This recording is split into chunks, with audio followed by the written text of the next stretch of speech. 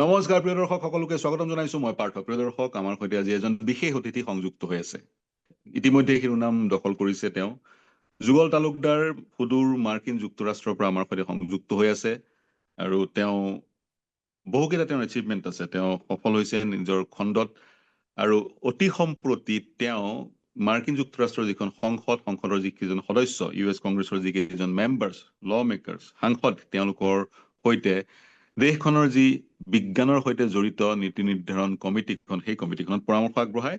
কমিটিখনৰ নাম হৈছে FGSA, American physical ছ'চাইটিৰ FGSA, আৰু এই কমিটিখনত তেওঁ জড়িত হৈ থকাৰ পৰিপ্ৰেক্ষিতত যিসকল সাংসদ সদস্য আছে তেওঁলোকৰ সৈতে কথা পাতি তেওঁ বিজ্ঞানৰ সৈতে জড়িত বিষয়সমূহত পৰামৰ্শ আগবঢ়ায়। যুগল, স্বাগতম জনাইছো আমাৰ সৈতে সংযুক্ত হোৱাৰ কাৰণে। আপুনি অসমীয়া মাধ্যমত স্কুলীয়া শিক্ষা গ্ৰহণ কৰিছিল, তাৰপিছত বজালী মহাবিদ্যালয়ত, তেতিয়াৰ বজালী মহাবিদ্যালয়ত উচ্চ শিক্ষা গ্ৰহণ কৰি ছায়েন্সত আপুনি গ্ৰেজুৱেট হৈ মাৰ্কিন যুক্তৰাষ্ট্ৰত তাৰপিছলৈ গৈছিল। কোৱাণ্টাম ফিজিক্সৰ আপুনি ছাত্ৰ, বৰ্তমানে বিজ্ঞানী এটা ব্যক্তিগত প্ৰতিষ্ঠানৰ। পাতিম সকলো কথা, কিন্তু প্ৰথমতে জানিব বিচাৰিছো এই যে মাৰ্কিন সাংসদসকলক আপুনি, মই যিমান পাৰো থুলমূলকৈ বা সৰলকৈ বুজাবলৈ চেষ্টা কৰিছিলো, প্ৰকৃততে আপুনি কৰে কি মাৰ্কিন সাংসদসকলৰ লগত?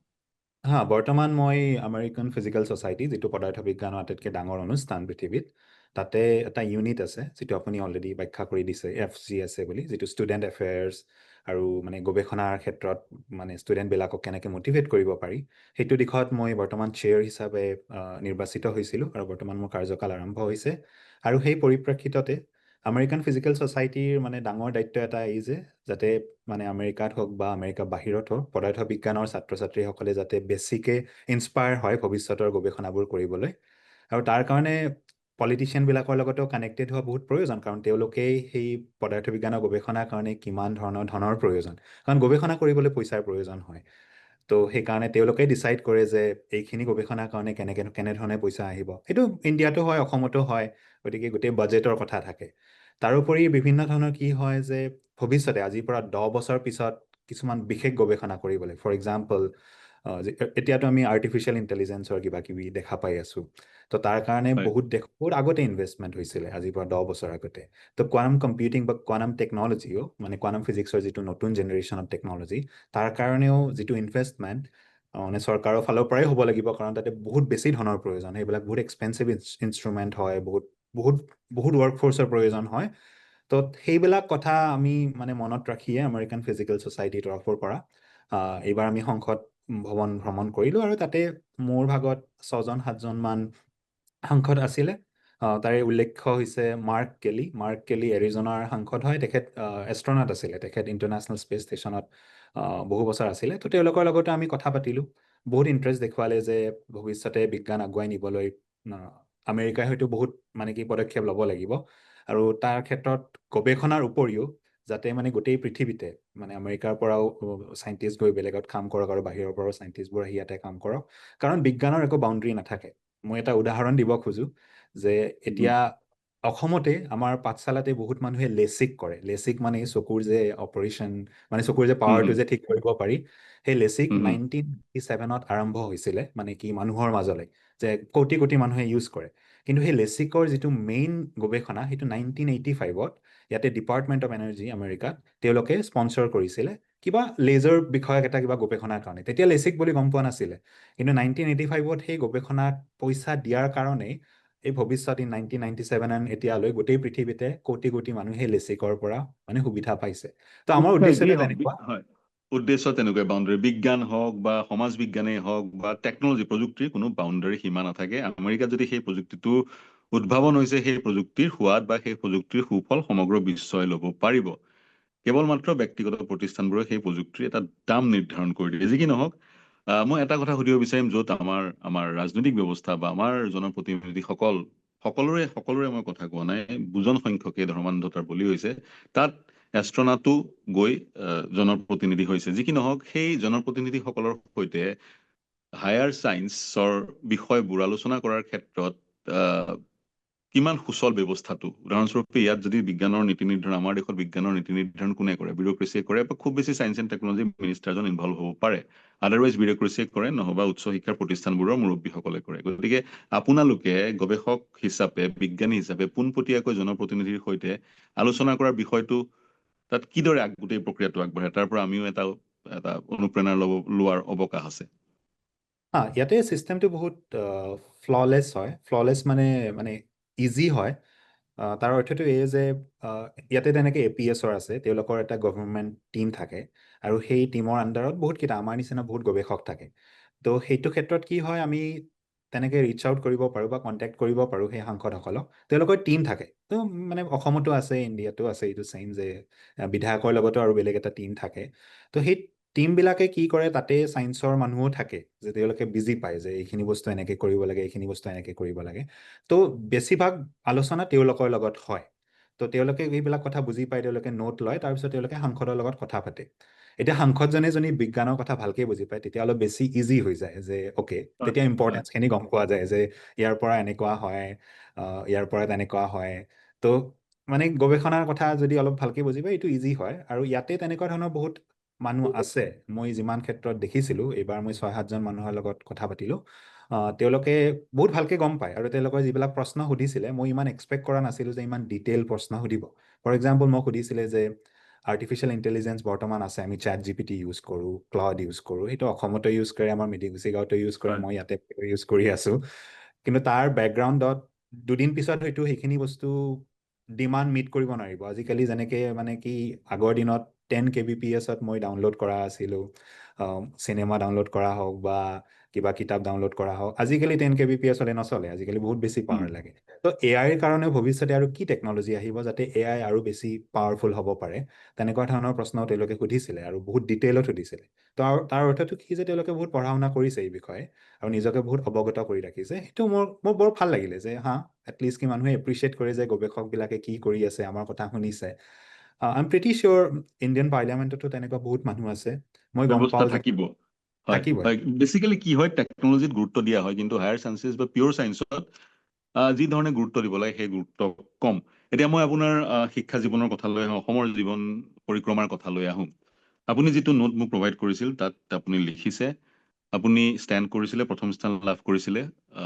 মেট্ৰিকত 10ম শ্ৰেণীৰ চূড়ান্ত পৰীক্ষাত আৰু তাৰপিছত দ্বাদশ শ্ৰেণীৰ পিছত আপুনি স্কোপ পাইছিলে অৱকাশ আছিলে আপোনাৰ হাতত মেডিকেল পঢ়া চিকিৎসা বিজ্ঞানৰ উচ্চ শিক্ষা গ্ৰহণ কৰা নহবা অভিযন্তা এগৰাকী হোৱাৰ সেইবোৰ বাদ দি আপুনি ফিজিক্স বাছি ল'লে সততে তেনেধৰণৰ চইচেছ আজিৰ জেনেৰেশ্যনে কৰা আমাৰ পৰিলক্ষিত নহয় ফিজিক্স বাছি লোৱাৰ কাৰণটো কি আৰু সেই ধৰণৰে যদি আমি পিয়ৰ চায়েন্সৰ বিষয়সমূহ বা ভৌতিক বিজ্ঞানৰ বিষয়সমূহ যদি বাছি লওঁ স্কোপটো আমি দেখুৱাই দিব লাগিব সম্ভাৱনীয়তা দেখুৱাই দিব লাগিব গতিকে আপুনি কেনেদৰে আইচাৰত গ'ল সম্ভাৱনীয়তা ফিজিক্সত দেখিছিলে হা তো সেইটো এটা মানে ডাঙৰ প্ৰশ্ন সেইটো ডাঙৰ প্ৰশ্ন মোৰ কাৰণে তেতিয়াও আছিলে আৰু যেতিয়া মই মেডিকেল আৰু ইঞ্জিনিয়াৰিং এৰি আইচাৰ গ'লোঁ বা প্ৰথম দিল্লী ইউনিভাৰ্চিটিত এডমিশ্যন ল'লোঁ কাৰণ আইচাৰৰ ৰিজাল্ট অহা নাছিলে তাৰপিছত দিল্লীত পোৱাৰ পিছততো মানুহে কৈছিলে দিল্লী গৈছে যেতিয়া IAS কৰিব UPSC কৰিব তো মানে সেইটো ওৱান ট্ৰেক হৈ যায় আৰু অসমত আহ, হুম হুম কিন্তু মোৰ সেই গোটেই ইনস্পাইৰেশ্যনখিনি অহাৰ মেইন কাৰণটো আছিলে মই বজালী কলেজৰ পদাৰ্থ বিজ্ঞান বিভাগ বহুত ভাল আছিলে তেওঁলোকৰ লগত মানে বহুত অ'পেন ডিছকাশ্যন হোৱা আছিলে এনেকুৱা নহয় যে মানে কিতাপৰ পৰা নোটছখিনি বৰ্ডত লিখি দিলে তাতে বহুত আলোচনা হোৱা আছিলে আৰু তাৰোপৰি গুৱাহাটী ইউনিভাৰ্চিটি বহুত অৰিহণা আছে কাৰণ গুৱাহাটী ইউনিভাৰ্চিটিত তেতিয়াৰ অধ্যাপক তেখেত এতিয়া নাই চাগে নন্দৰাম দাস ছাৰ তো তেখেতে কি আউটৰিচ কৰা আছিলে মেথমেটিক্স অলিম্পিয়াড প্ৰগ্ৰামৰ কাৰণে তো পাঠশালাত তেতিয়া থাকোঁতে পাঠশালাত ইমান ফেচিলিটি নাছিলে গতিকে মই গুৱাহাটীলৈ মানে সেই শনি ৰবিবাৰে বাছত বা ট্ৰেইনত ট্ৰাভেল কৰিব লগা হৈছিলে এই কোচিঙৰ কাৰণে আৰু তেওঁ মানে শেষত ছামাৰততো আমাক এমাহৰ কাৰণে মাতি দিলে যে গেষ্ট হাউচত ইয়াতে থাকিব পাৰা থাকি অলিম্পিয়াডৰ কাৰণে ট্ৰেইনিং দিছিলে আৰু সেইখিনি সময়তে মই মানে গণিত আৰু গাণিতিক বিজ্ঞান যে পদাৰ্থ বিজ্ঞানৰ পিনে যে থাকে তাৰ প্ৰতি মই লাহে লাহে মানে কি দেখা পালোঁ যে ইমান ফেচিলিটি আছে এইবিলাক কৰিব পাৰি ইয়াৰ পিছত পদাৰ্থ বিজ্ঞানৰ গৱেষণাও মানে এনেকৈ বিল্ড কৰিব পাৰি তো মই সেই এটা সুযোগ তাতে পাইছিলোঁ আৰু সেই সুযোগটোৰ পৰাই মানে বিল্ড আপ কৰিবলৈ ইজি হৈ গ'ল গোটেই প্ৰক্ৰিয়াটো বিল্ড আপ কৰিবলৈ ইজি হৈ গ'ল আহ, আৰু এটা প্ৰশ্ন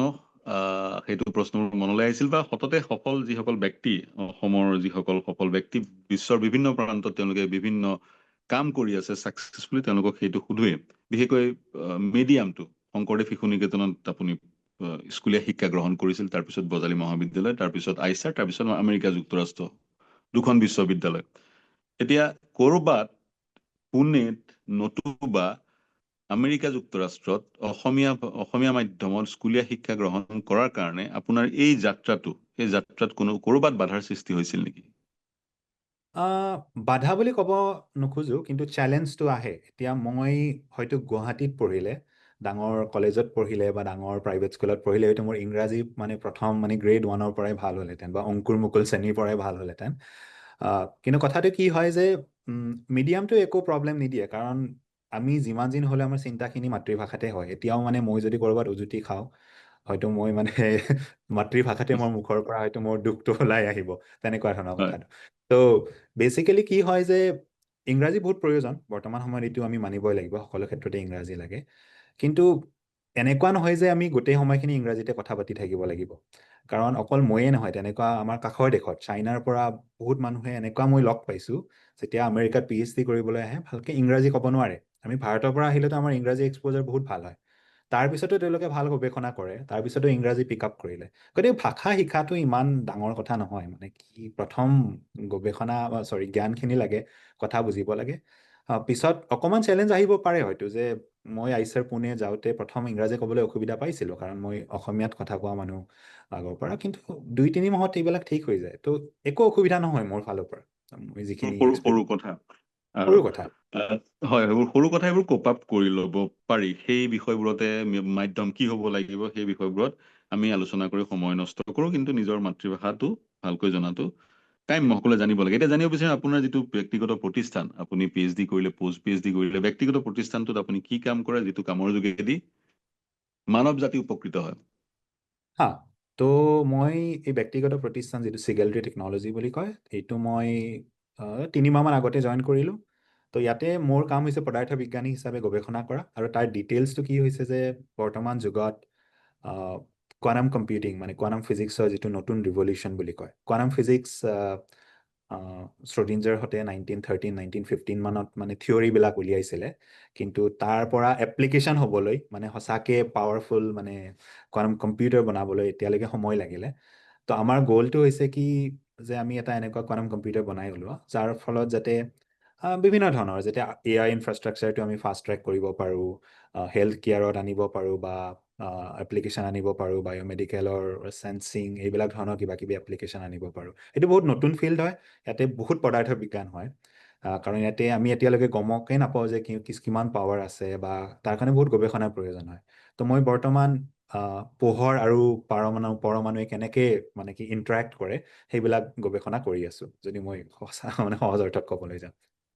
আহ, আহ, পোহৰ আৰু পৰমাণুৱে কেনেকৈ ইণ্টাৰেক্ট কৰে, হয়, হা, অসমীয়াত যদি ক'বলৈ যোৱা হয়, সেই বিষয়টো আমি বিভিন্ন সময়ত কথা পাতো। মানে উচ্চ বিজ্ঞান অসমীয়া ভাষাত আয়ত্ত কৰিব পাৰি নাই, থিয়ৰী অফ ৰিলেটিভিটি অসমীয়াত আমি আমাৰ ছাত্ৰ ছাত্ৰীসকলৰ ওচৰত লৈ যাব পৰা নাই। সেইবোৰ পিছত পাতিম বাৰু, যি কি নহওক, কি কৰিলে আমি এটা সম্যক জ্ঞান পালো। আমাৰ আপুনি বা আন আন বহু কেইজন আছে, বিভিন্ন ক্ষেত্ৰত সফলতা লাভ কৰিছে বিশ্বৰ বিভিন্ন প্ৰান্তত। ক'ৰবাত নহয় ক'ৰবাত আমাৰ যিবোৰ বিশ্ববিদ্যালয় আছে, গুৱাহাটী ইউনিভাৰ্চিটি, তেজপুৰ ইউনিভাৰ্চিটি, ক'ৰবাত নহয় ক'ৰবাত এক্সচেঞ্জ প্ৰগ্ৰাম, বা আপোনালোকে যিখিনি শিকিলে, ইয়াৰখিনিয়ে যিখিনি শিকিছে, আদান প্ৰদানৰ এক প্ৰয়োজনীয়তা আছে, বা আপুনি যদি চান্স পায় আগবাঢ়ি আহিব। নিশ্চয়, মানে কি সেইটো মই অলৰেডি ট্ৰাই কৰিছোৱেই। আপুনি যে ক'লে অসমীয়াত বিজ্ঞানৰ কথা কোৱা, 2021 চনত যেতিয়া ক'ভিডৰ সময়ত মই অসমতে আছিলোঁ, তেতিয়া বাৰু ট্ৰাভেল কৰিব পৰা নাই, বাট মই Cotton University, Bahona college, Bajali college, সকলো ঠাইতে মানে মোৰ গৱেষণা আৰু কোৱাণ্টাম কম্পিউটিঙৰ বিষয়ে অসমীয়াত ক'বলৈ চেষ্টা কৰিছিলোঁ। ইনফেক্ট এমাহ আগতে 15 মিনিট শিক্ষা বুলি অসমীয়া কেইজন মানে লগ লাগি হয়। 15 মিনিটত মানে সেই অনুষ্ঠান এটা আছে, তাতো মই এইবাৰৰ যিটো পদাৰ্থ বিজ্ঞানৰ নোবেল প্ৰাইজ, সেই বিষয়ে মানে যিমান পাৰোঁ মই অসমীয়াত ক'বলৈ চেষ্টা কৰিছিলোঁ।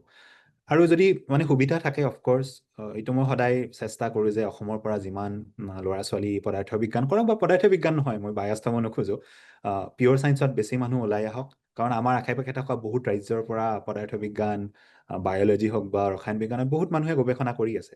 পিয়'ৰ ছায়েন্সত কি হয় যে আপুনি লগে লগে হয়তো ইঞ্জিনিয়াৰিং কৰিলে লগে লগে চাকৰি পোৱা যায়, পিয়'ৰ ছায়েন্সত অকণমান দীঘলীয়া হয়। কিন্তু যদি কোনোবাই এনজয় কৰে এই পদাৰ্থ বিজ্ঞানৰ গৱেষণা, সেইটো এটা বেলেগ ফিলিং হয়। সেইটো মই নিজেই অনুভৱ কৰোঁ যে গৱেষণাত যদি কিবা আৱিষ্কাৰ কৰা যায়, সেইটো ফিলিং হয়তো বহুত পইচা বা বেলেগ বহুত বস্তুৰে জুখিব নোৱাৰি। তো তেনেকুৱা ধৰণৰ ছাত্ৰ ছাত্ৰী অসমত বহুত আছে, বহুত ব্ৰিলিয়েণ্ট হয়, পদাৰ্থ বিজ্ঞান গণিত কৰি ভাল পায়। তো তেওঁলোকক সহায় কৰিবলৈ অফক'ৰ্ছ মই যিমান মোৰ ফালৰ পৰা যিমান পাৰোঁ এইটোতো মই কৰি আছোঁ আৰু কৰি থাকিবলৈ চেষ্টা কৰিম।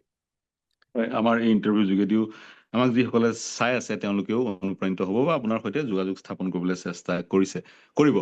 আমি বিভিন্ন সময়ত যেতিয়া শিক্ষাৰ কথা পাতো, বাজেট আহিল কিছুদিনৰ আগতে, তেতিয়াও আমি শিক্ষাত বা উচ্চ শিক্ষাত, প্ৰাইমেৰী এডুকেশ্যন বা মিডল স্কুল এডুকেশ্যনটো আছেই, বিশেষকৈ উচ্চ শিক্ষাত বা গৱেষণাত বা চৰকাৰে বাজেটৰ এমাউণ্টটো বঢ়াব লাগে, সেই ধৰণৰ চিন্তা চৰ্চাবোৰ বা সেই ধৰণেৰে আমি বিভিন্ন আলোচনা কৰোঁ।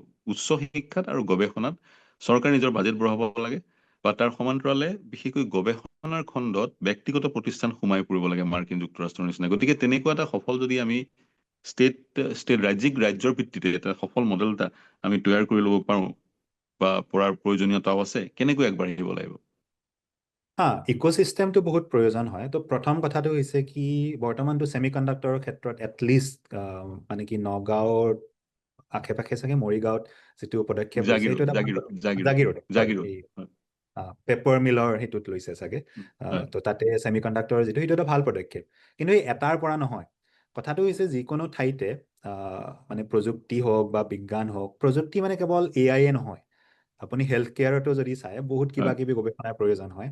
তাৰ ক্ষেত্ৰত কি হয়, এতিয়া AECত GMCত পঢ়ি থকা ল'ৰা ছোৱালীসকলক এনেকুৱা মানে সুবিধা দিব লাগিব যাতে তেওঁলোকে ষ্টাৰ্টআপ কৰিব পাৰে।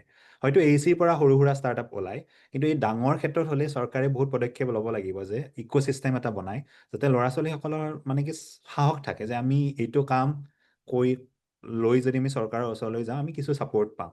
তো তেনেকুৱা এটা ইক'চিষ্টেম কৰিবলৈ হয়তো কিবা প্ৰগ্ৰাম বনাব লাগিব।